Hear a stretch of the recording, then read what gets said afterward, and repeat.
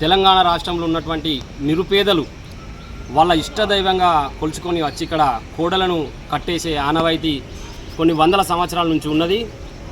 ఈ కోడలకు వేములవాడ రాజరాజేశ్వర స్వామి కట్టేస్తున్నటువంటి కోడలకు సంరక్షణకు కూడా నోచుకోలేని పరిస్థితిలో ఇవాళ కాంగ్రెస్ గవర్నమెంట్ ఉన్నది. రోజు ఒక 2 కోడలు 3 కోడలు, ఈ రోజు కూడా ఒక 8 కోడలు చనిపోవడం జరిగింది. దానికి గుట్టు చప్పుడు కాకుండా బొందబెట్టే పరిస్థితి ఉన్నది. వేములవాడ రాజరాజేశ్వర స్వామికి కొన్ని కోట్ల ఆదాయం ఆ రాజరాజేశ్వర స్వామి వారి టెంపుల్కి వస్తుంది. ఆదాయాన్ని ఎక్కడ పెడుతుందో తెలియదు. మొత్తం వేములవాడను టెంపుల్ను మొత్తం డెవలప్మెంట్ చేస్తా అనే ఆలోచన ఉన్నది, కానీ ఒక కోడలు కూడా చనిపోతే వీటిని సంరక్షించే పాలన ఈ యొక్క కాంగ్రెస్ పాలన లేకుండా పోయింది. అంతకుముందు గత ప్రభుత్వంలో ఇలాంటి పరిస్థితి ఎప్పుడు లేకుండే ఇప్పుడు ప్రజాపాలన అని చెప్పేసి కోడలను కూడా సంరక్షించలేని పరిస్థితిలో ఈ ప్రజాపాలన ఉన్నది. కాబట్టి ఖచ్చితంగా వేములవాడలో ఈ కోడలకు సంబంధించిన ప్రతి ఒక్క వెటర్నరీ డాక్టర్ను కంపల్సరీ నియమించాలి. అదే కాకుండా కోడలు సరైన ఈ వర్షాకాలంలో అవి పండుకోలేని పరిస్థితుల్లో ఉన్నాయి కాబట్టి అవిటి కూడా సంరక్షించి ఖచ్చితంగా ఈ రాష్ట్ర ప్రభుత్వం కానీ ఎమ్మెల్యే గారు కానీ వాటికి సంబంధించిన ఏవైతే వసతులు కల్పించాలి. ఆనలో రాజన్న కోడలు చనిపోయినవి ఏవైతే విధంగా ఉన్నాయో ఆ పాపం రాజన్న ఒక్క దీవెన లేకపోతే ఎన్ని సంవత్సరాలు వెనుకబడిపోయిందో రాజన్నకు తెలుసు.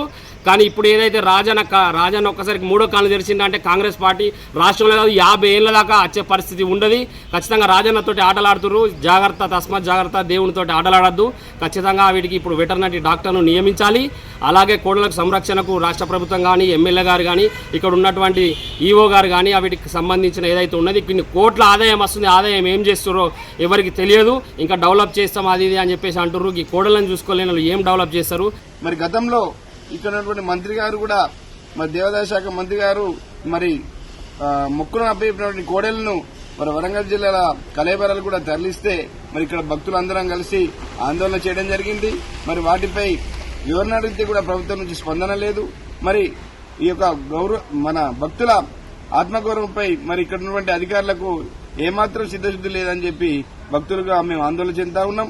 మరి వెంటనే మరి కోడలు మృత్యువాత పడకుండా చర్యలు తీసుకోవాలి. మరి కోట్ల ఆదాయాన్ని మరి పక్కదారి పట్టించడం కాదు, మరి వాటికి కూడా కేటాయించి వాటి సంరక్షణకు చర్యలు తీసుకోవాలని భక్తులుగా మేము డిమాండ్ చేస్తా ఉన్నాం. కోట్ల రూపాయలు వస్తే వాళ్ళు జీతాలు తీసుకుంటున్నారు, గవర్నమెంట్ కు ఆదాయం పెరుగుతుంది. కానీ ఈ సాధారణ భక్తులకు ఎలాంటి కార్యక్రమాలు కానీ వసతులు కానీ కల్పించడం లేదు. ఈరోజు చూసినట్టయితే గోశాలలో దాదాపు 10-15 కోడేలు తిండి లేక బక్కగా చనిపోవడం జరిగింది. దాన్ని ఎవరికి తెలియకుండా బయట తెలిస్తే ఏదో ఇబ్బంది జరుగుతుందని తీసుకుపోయి అక్కడ ఊరవతలు ఉన్నటువంటి వాగులో దొంగచాటుగా తీసి పూడ్చడం జరిగింది. దీన్ని ఎంత దుర్మార్గమైన చర్య.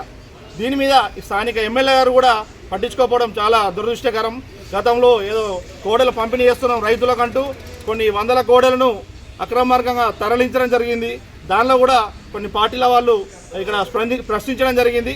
దాంతో అది ఆ రోజు అక్కడికి అయిపోవడం జరిగింది. కానీ ఇప్పుడున్న పరిస్థితుల్లో ఒక డాక్టర్ కూడా లేకపోవడం చాలా బాధాకరం. దీనికి వెంటనే ఒక డాక్టర్ని కేటాయించి ఆ పశువులకు సంబంధించిన ప్రతి ఒక్క ఆరోగ్యాన్ని చూసుకోవాలని, దానికి కావాల్సిన వసతులు కల్పించాలని భక్తుడిగా కోరుకుంటున్నాను. ప్రస్తుతం వేములవాడ శ్రీ రాజరాజేశ్వర స్వామివారి ఆలయ ఈవో వినోద్ మనతో ఉన్నారు. శ్రీ రాజరాజేశ్వర స్వామివారికి అత్యంత ప్రీతికరమైన కోడె మొక్కులు అనేది రాజరాజేశ్వర స్వామివారికి ఇష్టమైన మొక్కులు. ఈ నేపథ్యంలో స్వామివారికి సింహభాగ ఆదాయం కూడా కోడె మొక్కుల రూపంలో వస్తుంది. ఈ నేపథ్యంలో రాజన్న కోడెలపై చిన్న చూపు చూస్తున్నారు ఆలయాధికారులు అనే కోణంలో అనేక వార్తా కథనాలు కావచ్చు, సోషల్ మీడియాలో వేదిక కూడా పౌర సంఘాలు అయితేనేమి రాజకీయ పార్టీలు అయితేనేమి స్పందిస్తూ ఉన్నాయి. మీరు రాజన్న ఆలయానికి సంబంధించిన ఎన్ని గోశాలలు ఉన్నాయి, ఆ గోశాలల సంరక్షణ కోసం, గోవుల సంరక్షణ కోసం ఎంత చర్యలు చేపడుతున్నారు సార్? భక్తులకి రాజరాజేశ్వర స్వామి వారికి అత్యంత ప్రీతిపాత్రమైనది కోడె మొక్కు. ఆ ఒక్క మొక్కును పురస్కరించుకొని భక్తులు వాళ్ళ యొక్క కోరికలు తీరినెంబడే రాజరాజేశ్వర స్వామి వారికి కోడెను వాళ్ళు కొనుక్కొని వచ్చి, లేదంటే వాళ్ళ సొంత కోడైనా సరే తీసుకొచ్చి అక్కడ గోశాల నందు అప్పగించడము, లేదంటే రాజరాజేశ్వర స్వామి వారికి కోడెను తిప్పి అక్కడ కట్టేయడం అనేది సాంప్రదాయబద్ధంగా జరుగుతున్నది. ఆ ఒక్క వాళ్ళని కూడా మేము చాలా గౌరవించి ఎంకరేజ్ కూడా చేస్తున్నాము. ఆ ఒక్క తెచ్చిన కోడెలు కూడా మాకు 2 గోశాలలు, ఒకటి దేవాలయం సమీపంలో గోశాల ఉంది, అది చిన్న గోశాల. అక్కడ దాదాపుగా ఒక 150 వరకు మాత్రమే కోడెలు సంరక్షించడానికి అవకాశం ఉన్నది. ఇంకోటి తిప్పాపూర్లో ఒక గోశాల ఉన్నది. అక్కడ దాదాపుగా 1000 నుంచి 1500 వరకు కూడా కోడెలను అక్కడ నిలుపుదల చేసి దానికి కావాల్సిన ఆరోగ్యపరమైన తర్వాత పోషకాహారాలన్నీ కూడా ఇవ్వడం జరుగుతున్నది.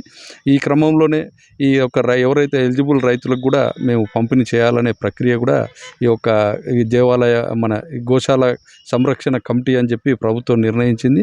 ఆ కమిటీ కూడా పరిశీలన చేస్తుంది. అర్హులైన రైతులకే ఈ యొక్క కోడెలను అందించాలని చెప్పి. కాబట్టి ఏదైతే ఈ మధ్యకాలంలో గోశాలలో అకస్మాత్తుగా వర్షాలు పడడం వల్ల కొంచెం బురదమయంగా జరిగింది.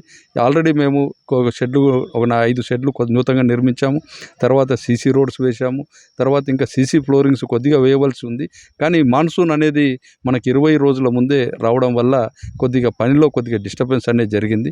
అయినప్పటికీ కూడా ఇప్పుడు కొంచెం ఎండపొల్పు అనేది వచ్చింది కాబట్టి ఇమీడియట్గా ఒక పనులన్నీ కూడా త్వరితగతిన మేము పూర్తి చేస్తామని చెప్పి తెలియజేస్తున్నాం.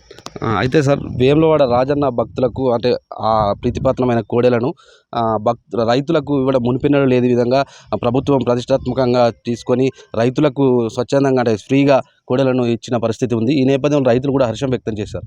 రెండో విడతకు సంబంధించిన ఎప్పుడు జరిగే అవకాశం ఉంది? కలెక్టర్ ఉన్నతాధికారులతో కమిటీ ఉంది కాబట్టి ఎప్పుడు రైతులకు మళ్ళీ కోడెలు ఇవ్వనున్నారు సార్? ఈ యొక్క ప్రక్రియ త్వరితగతిన నిర్వహించడానికే అన్ని రకాలుగా జిల్లా పరిపాలన యంత్రాంగం కూడా చర్యలు తీసుకోవడం జరుగుతుంది. ఇది బహుశా త్వరలోనే ఈ యొక్క రైతులకు పంపిణీ కార్యక్రమం కూడా చేస్తామని చెప్పి తెలియజేస్తున్నాం. Okay, thank you sir. అయితే వేములవాడ శ్రీ రాజరాజేశ్వర స్వామివారి ఆ ఇష్టమైన కోడెలకు సంబంధించిన రైతులకు అప్పగించే నిరంతర ప్రక్రియ జరుగుతుందని ప్రభుత్వ వేములవాడ ఎమ్మెల్యే ఆది శ్రీనివాస్ సైతం చెప్పిన పరిస్థితి ఉంది. దీనిపై రాజన్న ఆలయ ఈవో వినోద్ సైతం చెప్తా ఉన్నారు. రాజన్న ఆలయానికి సంబంధించిన కోడెలను రైతులకు ఉచితంగా పంపిణీ చేసే ప్రక్రియ మళ్ళీ ఉన్నతాధికారులతో సమావేశాన్ని ఏర్పాటు చేసిన తర్వాత మళ్ళీ స్వామివారి కోడెలను రైతులకు ఉచితంగానే అందజేస్తామని చెప్తున్న పరిస్థితి. Vote studio.